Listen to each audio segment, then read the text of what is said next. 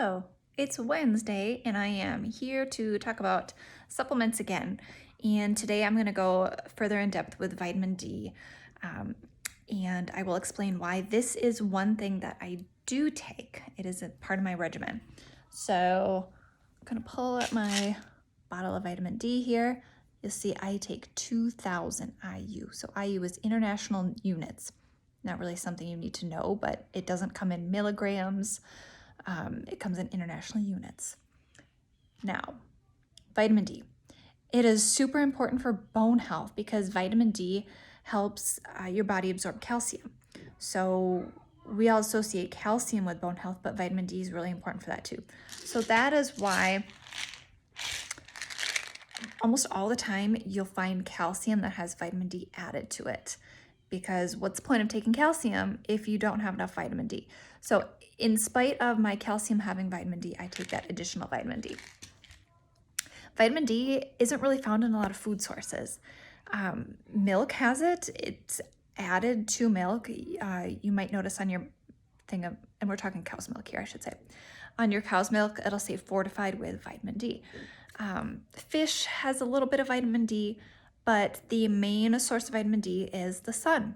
So when the sun hits exposed skin, your body can synthesize it, meaning makes it. But it's almost wintertime. Again, I'm in Minnesota. I just don't get that sun exposure. And also, like, you need 15 to 20 minutes of sun exposure most days to bare skin to make that happen. So I could go to the tanning bed to do that. But obviously that's a whole other can of worms, right? That's skin cancer. So what's a person to do? You need your vitamin D, but you need to also limit your sun exposure. Take a vitamin D supplement. It's pretty affordable. Now, if you have excess weight, if you're in the overweight or obese category, chances are good, again, if you're in like the northern area like me, chances are good that you do have vitamin D deficiency. That is a demographic that I used to work with when I was seeing patients is overweight and obese patients. And honestly, like 95% of the time when we would do their lab work, they would have vitamin D deficiency. So much so that we would have to write them a prescription dose. And that prescription dose was 50,000 IU that you take once a day for a week, and then once a week for like 8 weeks in addition. And then you need to be on a supplemental vitamin D.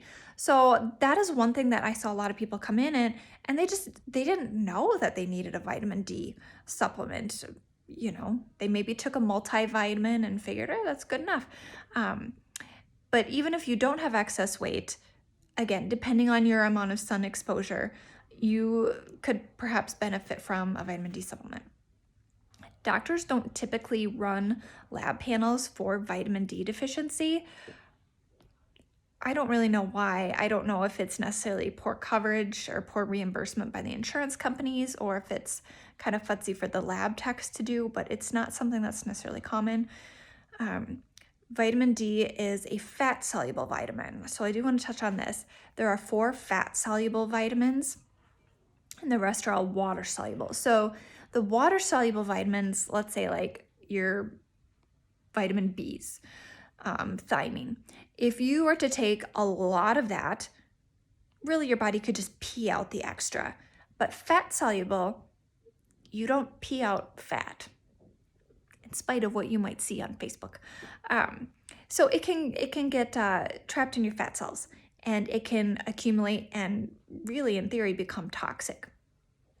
That's pretty rare, but I don't want the takeaway message from this video to be like, oh, hey, I should just go like all out on the vitamin D.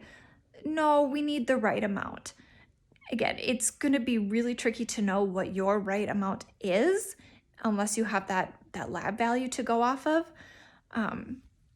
But again, I guess I don't get my own vitamin D tested.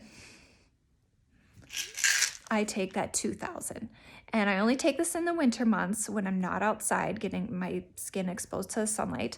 And I don't take this every day either. I would say I take it every other day, maybe sometimes every third day, because I don't want to overdo it.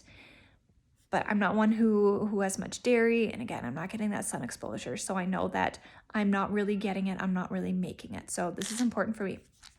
You can find amounts as low as 400 IU. So that's what the government currently recommends. So I would say that could be a good place to start. Again, depending if you have extra weight or if you're in a northern climate, you might need more. You can buy all the way up to 5,000 IU. Again, if you have your labs drawn and you're insufficient or low, that would be a good idea. But if you're just kind of middle of the ground, or middle of the road, I should say, that 2,000 could be good. Talk with your doctor if you have concerns about this, because again, it can build up in your body and too much can be troublesome. But I also want to make sure that I get enough because I want to have good bones. Mom's not getting any younger here, right? So that is vitamin D. If there are any questions, feel free to leave them in the comments and I will do my best to answer.